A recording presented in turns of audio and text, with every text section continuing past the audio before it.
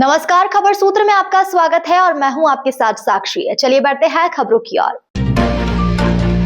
इंदौर के भागीरथपुरा इलाके में दूषित पानी से हुई मौतों के मामले में प्रशासन से लेकर सियासत तक हलचल मच गई है। इस गंभीर प्रकरण पर मध्य प्रदेश हाईकोर्ट ने संज्ञान लेते हुए सरकार से 2 जनवरी तक स्टेटस रिपोर्ट तलब की है। जनहित याचिका पर सुनवाई के दौरान शीतकालीन डिविजनल बेंच के पीड़ितों ने निःशुल्क इलाज और क्षेत्र में तत्काल शुद्ध पेयजल उपलब्ध कराने के निर्देश दिए हैं। याचिकाओं में दोषी अधिकारियों पर आपराधिक प्रकरण दर्ज करने की मांग भी की गई है। अब तक इस घटना में 8 लोगों की मौत हो चुकी है, जबकि बड़ी संख्या में लोग बीमार हैं। इंदौर कलेक्टर शिवम वर्मा के अनुसार 27 अस्पतालों में 149 मरीज भर्ती हैं और उपचार जारी है। मरीजों की सहायता के लिए हेल्पलाइन नंबर भी जारी किया गया है। नगर निगम की प्रारंभिक जांच में चौंकाने वाला खुलासा हुआ है। भागीरथपुरा पुलिस चौकी के शौचालय के नीचे नर्मदा की मुख्य पाइपलाइन में लीकेज हो गया, जिसमें गंदा पानी सप्लाई लाइन में मिल गया। हालत बिगड़ने पर अस्पताल में बेड की संख्या बढ़ाकर 100 कर दी गई। वहीं इस मुद्दे पर राजनीति तेज हो गई है। महिला कांग्रेस ने विरोध प्रदर्शन किया, जबकि प्रदेश कांग्रेस अध्यक्ष जीतू पटवारी ने सरकार पर लापरवाही और मुफ्त इलाज के दावे को झूठा बताया। मामले की जांच जारी है और कार्रवाई के आश्वासन दिए गए हैं। इंदौर से संजना प्रियानी की रिपोर्ट।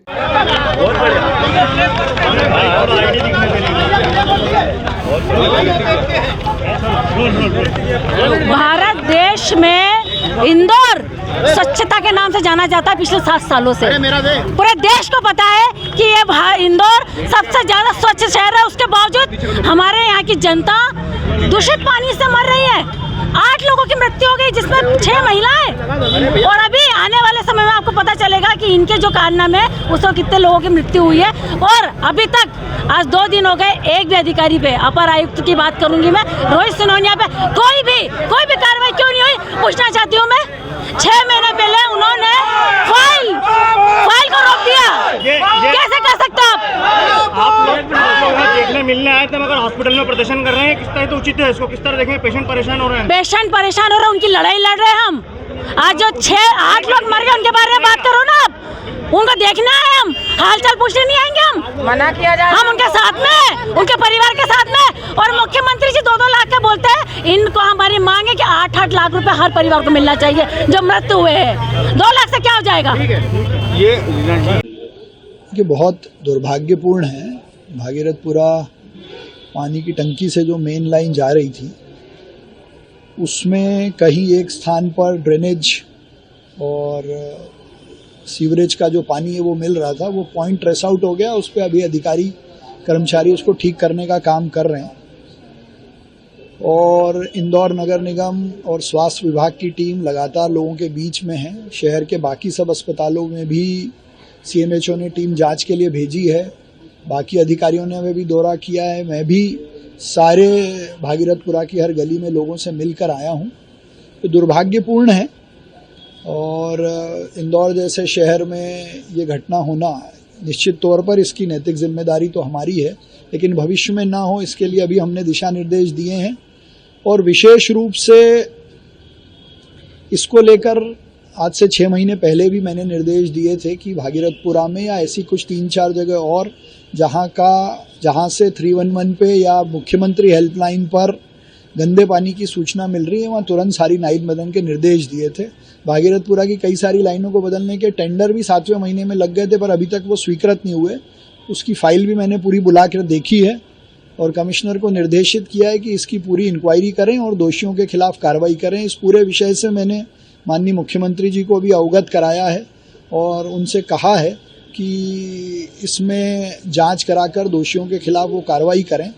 और पूरे शहर में जहां भी शिकायतें हैं, वैसे तो हम 311 ऐप से 24 घंटे 48 घंटे में उनको दूर करते हैं, लेकिन जहां लाइन बदलने की और बाकी जगह की टेंडर प्रक्रिया थी उसको पूरा करने का और कार्रवाई करने के निर्देश दिए। कितने लोग बीमार हुए कुल और कितने लोगों की मौत हुई? मेरी जो जानकारी मेरे पास है उस जानकारी के अनुसार करीब 35 लोग कल शाम को डिस्चार्ज हो गए थे एडमिट होने के बाद।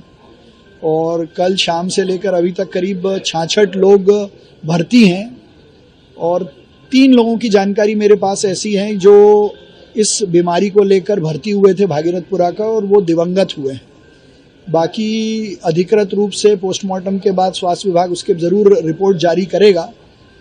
पर अभी मेरे पास 3 लोगों के दिवंगत होने की जानकारी है। जो कॉज ऑफ एडमिशन है वो तो ये बीमारी है, कॉज ऑफ डेथ की रिपोर्ट विभाग अलग से जो जारी करेगा, पर जिनकी डेथ हुई उनके ये मैं इसीलिए मान रहा हूँ, जो आप कह रहे हो मैं वही मान के ही कह रहा हूँ कि इसी अनफॉर्चुनेट इंसिडेंट के कारण ये हुआ है।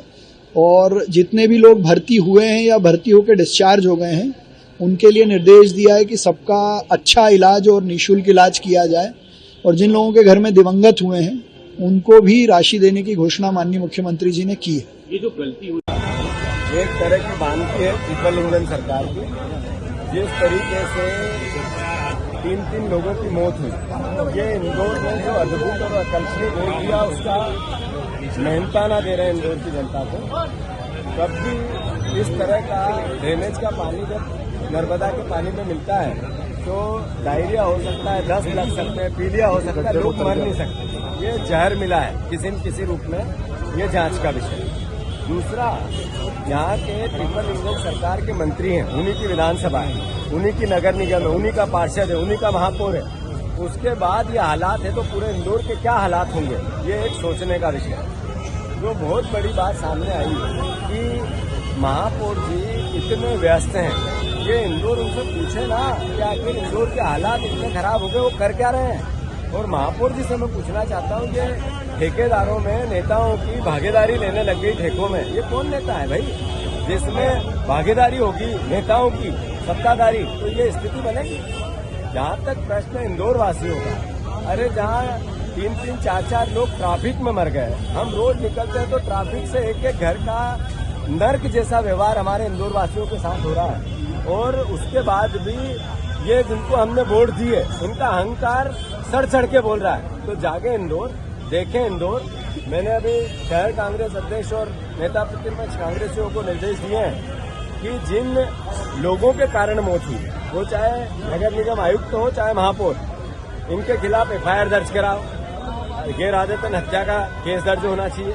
आखिर मौत हो रही है आपके कारनामों से हो रही है, तो अल्टीमेटली इसकी जिम्मेवारी किसी की तो रहेगी। अधिकारियों से बात हुई है, मौत अधिकारियों से बता नहीं रहे कुल मिला के। आज तक कलेक्टर ने दौरा नहीं किया, कमिश्नर ने दौरा नहीं, इनके हाल नहीं पूछे।